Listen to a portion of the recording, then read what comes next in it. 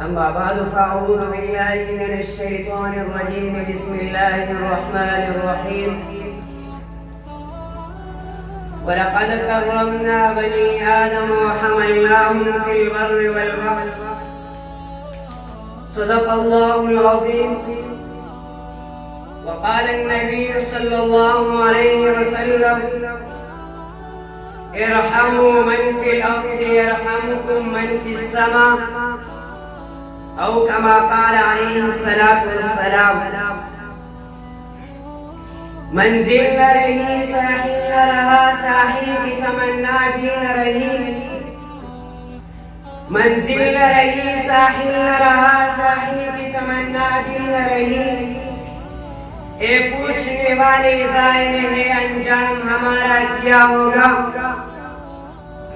صدر دی وقار، قابل ستائش اساتذہ کرام و بزرگان ملت اور باہر سے تشریف لانے والے معزز مہمانان گرامی، السلام علیکم ورحمۃ اللہ تعالی وبرکاتہ.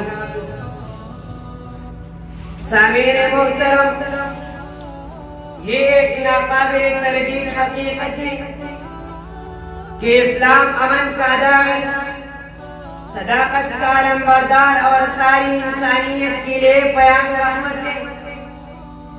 یہی وہ کامل ضابطۂ حیات ہے جس نے نسلی، علاقائی، لسانی اور قبائلی تعصبات اور امتیازات سے بالاتر ہو کر سارے انسانوں کو ایک پلیٹ فارم پر جمع ہونے کی عالمگیر دعوت دی. یہی مقصود فطرت ہے، یہی رمز مسلمانی، یہی مقصود فطرت ہے، یہی رمز مسلمانی. اخوت کی جہانگیری، محبت کی فراوانی. سامعین محترم، یہ اس دین مبین کا درہ امتیاز ہے جس نے انسان کو عظمت دوبارہ عطا کی، جس سے وہ محروم ہو چکا تھا. وہ تباہی کے گہری گڑھے کے کنارے پر کھڑا تھا. چنانچہ رب کائنات کا ارشاد ہوتا ہے: تم تو آگ کے گڑھے کے کنارے پر کھڑے تھے، بس اللہ نے تمہیں اس سے بچا لیا. معزز سامعین، انسان اپنی پہچان سے اجنبی اور اپنے مقام و مرتبے سے لاعلم تھا.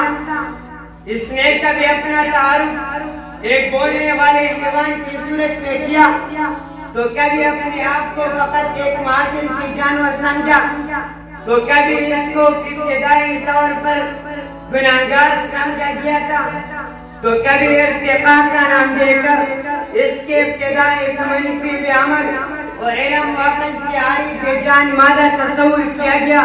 لیکن اسلام نے انسان کو کامل، جامع اور ہمگیر صلاحیتوں کا مالک تخلیق کر کے اسے اشرف المخلوقات کے لقب سے نوازا، اسے خلیفۃ فی الارض اور احسن التقویم جیسے اعزازات سے نواز کر خلعت ابدی پہنا دی.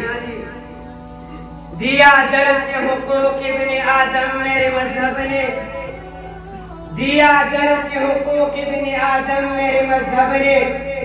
لکھا صفحات ہستی پر ایک کالم میرے مذہب نے. ہر ایک لوٹے ہوئی حق کو کیا شک بہار اس نے. بدل ڈالی ہے یوں تصویر عالم میرے مذہب نے. سامعین محترم، ماضی قریب کے ایک ماہنہ سیرت نگار ڈاکٹر حمید اللہ مرحوم رقم ترازی کہ 10 سالہ مدنی زندگی میں نبی صلی اللہ علیہ وسلم کے قائم کردہ ریاست شہر مدینہ سے پھیل کر جزیرہ نما عرب اور جنوب فلسطین کی 10 لاکھ مربع میل پر محیط رہا. اس عرصہ میں آپ صلی اللہ علیہ وسلم کو بہت سی لڑائیاں بھی لڑنی پڑی، لیکن اس پوری فتح کے لیے دشمن کے بمشکل 250 افراد کا خون بہایا گیا اور مسلمانوں سے بمشکل 100 افراد شہید کر دیے گئے. اگر بیر معونہ اور احد کے معرکے میں کام آنے والے مسلمانوں کو مستثنا کر دے، غرض عہد نبوی صلی اللہ علیہ وسلم میں 10 سال تک اوسطاً روزانہ 275 مربع میل کا رقبہ فتح ہوا اور مسلمان فوج سے 10 سال تک ماہانہ ایک مرد مارا جاتا رہا. لیکن جناب صدر ان سب کچھ کے باوجود اس مفروض کا عام ہونا کہ اسلام ایک دہشت گردی اور انتہا پسندی کا درس دینے والا اور اس کے پذیرائی کرنے والا پرتشدد اور سختی مذہب ہے. اسلام میں انسانیت کا کوئی احترام نہیں, کوئی قدر نہیں, کوئی مقام نہیں. تو میں ان کو یہ بات ڈنکے کی چوٹ پر چیلنج کے ساتھ بتا دینا چاہتا ہوں کہ صحرائے عرب کے وہ شیور درندے جو ایک دوسرے کی کھوپڑیوں میں شراب پیتے تھے اپنے بچوں کو زندہ درگور کیا کرتے تھے. بیٹا باپ کا دشمن تھا, بھائی بھائی کا دشمن تھا.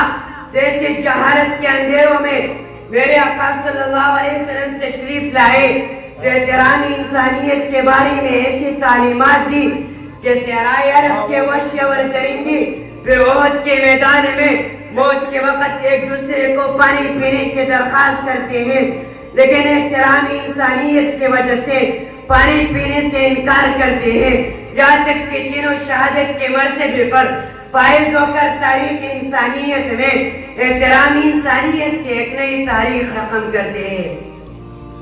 سامعین محترم, ایک مرتبہ میرے آقا صلی اللہ علیہ وسلم کعبہ کو مخاطب کرتے ہوئے فرماتے ہیں کہ کعبہ تیری عزت کی قسم, تیرے جاہ و جلال کی قسم, تیرے مرتبے کی قسم, تو بڑے عزت والا ہے, بڑے مقام والا گھر ہے, لیکن تجھ سے بڑھ کر شرف والا, عزت والا, مقام والا انسانیت کا خون ہے. ارے اقبال کے شاہینوں, ارے اس دھرتی کی جوانوں, اسے کہتی ہے احترام انسانیت, اسے کہتی ہے اسلام. میں آپ حضرات کے سامنے احترام انسانیت کے بارے میں اسلام کے کون کون سے تعلیمات لاؤں گا اور میرے آقا صلی اللہ علیہ وسلم کے بارے میں بمصداق والفضل ما شہدت به العادہ, یہی اعتراف ایک امریکی دانشور مائیکل ایمیچارٹ نے اپنی کتاب سوازیم شخصیات میں سب سے پہلے نمبر پر یوں لکھتا ہے, محمد صلی اللہ علیہ وسلم was the only man in history who was so family successful in both the religious and secular level. یعنی پوری انسانی تاریخ میں محمد صلی اللہ علیہ وسلم واحد شخصیت ہے جو دینی اور دنیاوی اعتبار سے کامیاب و کامران رہے. سامعین محترم, احترام انسانیت کے بارے میں تاریخ اسلام کے اوراق بڑے پڑے ہیں, لیکن اس کے لیے وقت قلیل اور موضوع مگیر ہے. بس اسی شعر پر آپ سے اجازت چاہوں گا.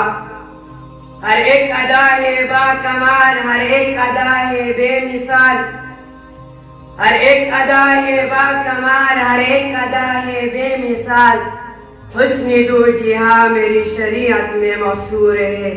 والسلام.